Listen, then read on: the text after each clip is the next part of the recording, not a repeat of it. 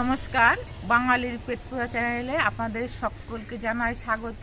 আজকে আমি পুঁই শাক দিয়ে আর বিভিন্ন রকমের সবজি দিয়ে সুন্দর একটা রেসিপি তৈরি করে আপনাদের সঙ্গে শেয়ার করব। রেসিপিটা সম্পূর্ণ নিরামিষভাবে তৈরি করা হবে আর রেসিপিটা খুবই সহজ হবে আর ঘরোয়াভাবে তৈরি করা হবে। এই রেসিপিটা আপনারা গরম গরম ভাতের সঙ্গে খেতেও পারবেন, আবার রুটির সঙ্গেও খেতে পারবেন। তো বন্ধুরা, তারা দেখতে থাকুন আমি কীভাবে পুঁই শাকের রেসিপিটা তৈরি করছি। পুঁই শাকের তরকারিটা তৈরি করার জন্য আমি যে সবজিগুলো নিয়েছি,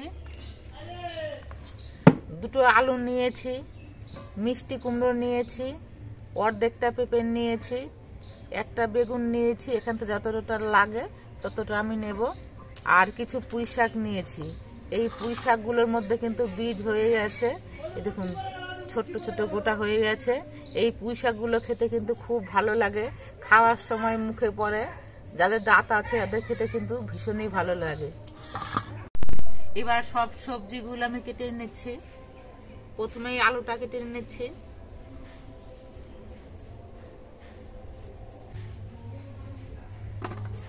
আলুটা আমি বড় বড় পিস করে এরকম ডুমো ডুমো করে কেটে নিলাম।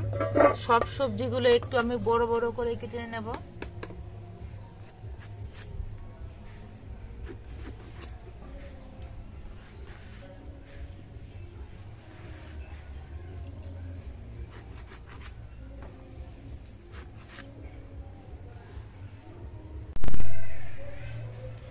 অন্যান্য সবজিগুলো একটু বড় বড় করে কাটলেও পেঁপেটা কিন্তু আমি অতটা মোটা করে কাটবো না, পেঁপেটা একটু পাতলা করে কেটে নিচ্ছি, যেরকম করে কেটে নিচ্ছি।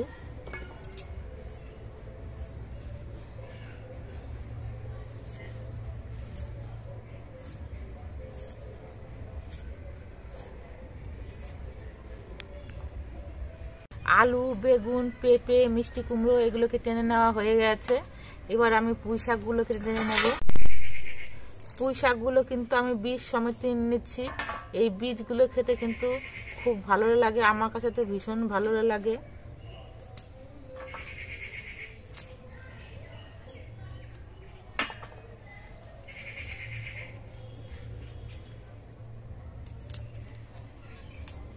পুঁই শাকগুলো আমি ছোট টুকরো করে কেটে নিয়েছি আর সবজিগুলো কেটে নেওয়া হয়ে গেছে। এবার এগুলো বেশ ভালো করে ধুয়ে নিতে হবে। আমি কলে গিয়ে ধুয়ে নিয়ে আসছি।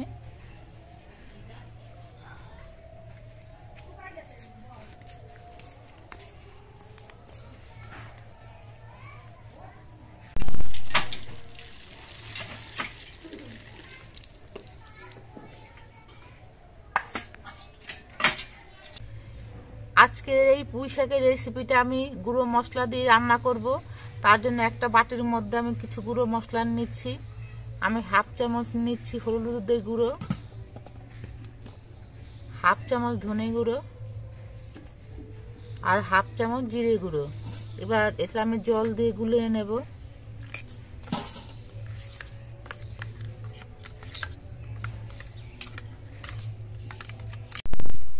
এবার পুঁই শাকের তরকারিটা আমি রান্না করব। তার জন্য উনুনে একটা কড়াই বসিয়ে দিয়েছি। কড়াইটা বেশ ভালো মতো গরম হয়ে গেছে। এবার কড়াইতে দিচ্ছি সর্ষের তেল।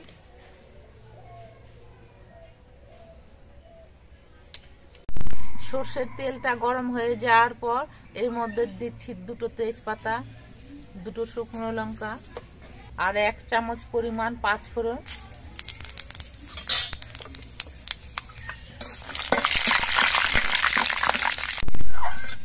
তেজপাতা, শুকনো লঙ্কা আর পাঁচফোড়নটা বেশ ভালো মতো ভাজা হয়ে গেছে।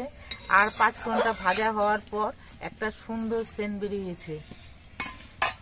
এবার এর মধ্যে দিয়ে দিচ্ছি অল্প করে একটু আদা বাটা,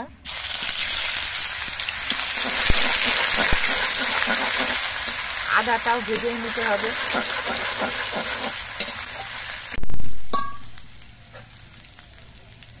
আদাটা ভাজা হয়ে যাওয়ার পর এর মধ্যে আমি কয়েকটা চেরা কাঁচা লঙ্কা দিচ্ছি।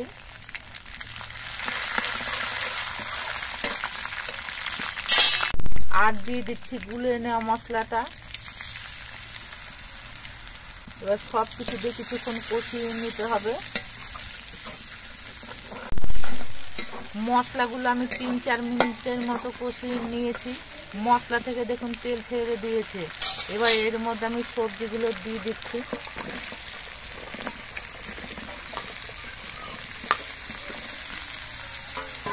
এবার সবজি দিয়ে নেড়ে চেড়ে মিশিয়ে নিতে হবে।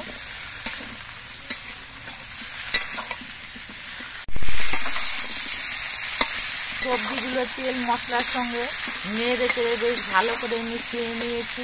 এবার এর মধ্যে আমি পুঁই শাকগুলো দিয়ে দিচ্ছি।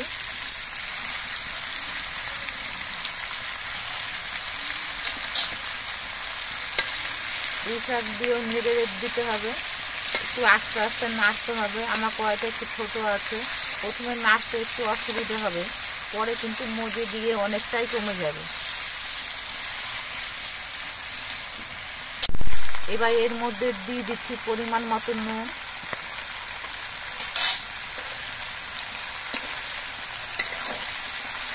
নুন দিয়ে নেড়ে চেড়ে মিশিয়ে দিতে হবে। নুনটা দেওয়া হলো, এবার কিন্তু সব সবজিগুলো একটু নরম হয়ে গিয়ে পরিমাণে কমে যাবে। বাকি পুঁই শাক কটা আমি দিয়ে দিচ্ছি, একবারে আর ছিল না বলে আগে আমি কিছুটা দিয়েছিলাম আর অল্প কিছু রেখে দিয়েছিলাম। এবার একটা ঢাকনা দিয়ে ঢেকে দিচ্ছি। 2-3 মিনিট পর আমি ঢাকনাটা খুলে নিচ্ছি আর পুঁই শাকের তরকারিটা আর একবার নেড়ে চেড়ে দিচ্ছি।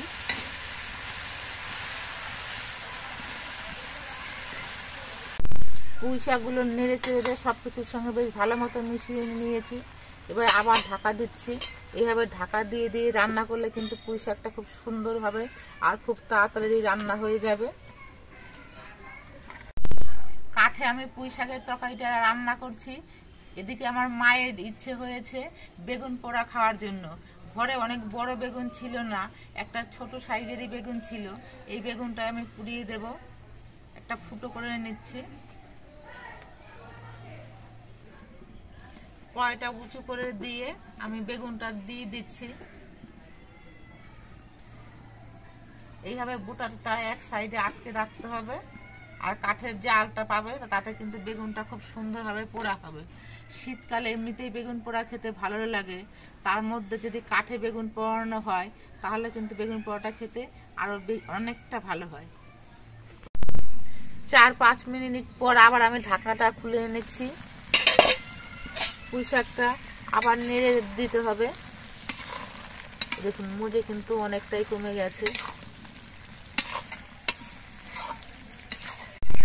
পুঁই শাকের তরকারিটা মজে গিয়ে কিন্তু পরিমাণে অনেকটা কমে গেছে, কিন্তু এখনো পুঁই শাকের ডাঁটি আর সবজিগুলো কিন্তু সম্পূর্ণভাবে সেদ্ধ হয়নি। এবার এর মধ্যে আমি অল্প করে জল দিয়ে দিচ্ছি। জলটা দিয়ে আবার আমি ঢেকে দেব। বেগুনটা আমি পোড়া হতে দিয়েছি, প্রায় 10 মিনিট হয়ে গেল। এবার বেগুনটা আমি বের করে নিচ্ছি।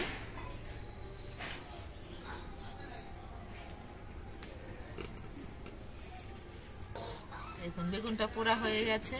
আর কাঠের উনুনে যদি এভাবে বেগুন পোড়া করা হয় তাহলে খেতে যা ভালো লাগে না, খুব ভালো লাগে। দেখুন নরম হয়ে বেগুনটা পোড়া হয়ে গেছে। এবার কড়াইয়ের ঢাকনাটা আবার আমি খুলে নিচ্ছি। সবজিগুলো আবার নেড়ে চেড়ে দিতে হবে।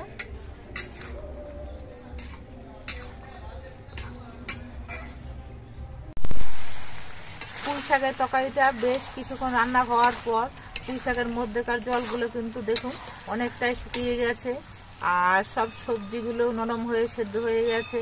পুঁই শাকের ডাঁটাগুলো সেদ্ধ হয়ে গেছে। পুঁই শাকের তরকারিটা প্রায় তৈরি হয়ে এসেছে। এবার এর মধ্যে আমি অল্প করে একটু চিনি দিচ্ছি। নিরামিষ তরকারি, এর মধ্যে চিনি দিলে কিন্তু খেতে বেশি ভালো লাগবে। চিনি দিয়ে নেড়ে চেড়ে মিশিয়ে নিয়েছি। পুঁই শাকের সবজির তরকারিটা আমার তৈরি হয়ে গেছে। এবার এটা আমি নামিয়ে নিচ্ছি।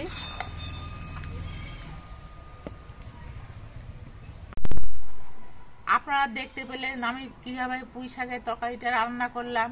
এইভাবে পুঁই শাকের তরকারি রান্না করলে খেতে কিন্তু বন্ধুরা ভীষণ ভালো হয়। আপনারা একদিন আমার মতো করে রান্না করে খেয়ে দেখবেন, আশা করছি ভালো লাগবে। আর আমাদের ভিডিওটা আপনাদের কেমন লাগলো, যদি ভালো লাগে তাহলে ভিডিওটিতে একটি লাইক দেবেন। নতুন বন্ধু হলে চ্যানেলটিকে সাবস্ক্রাইব করে দেবেন। সকলে সুস্থ থাকবেন, ভালো থাকবেন। দেখা হবে পরবর্তী আরেকটি ভিডিওতে।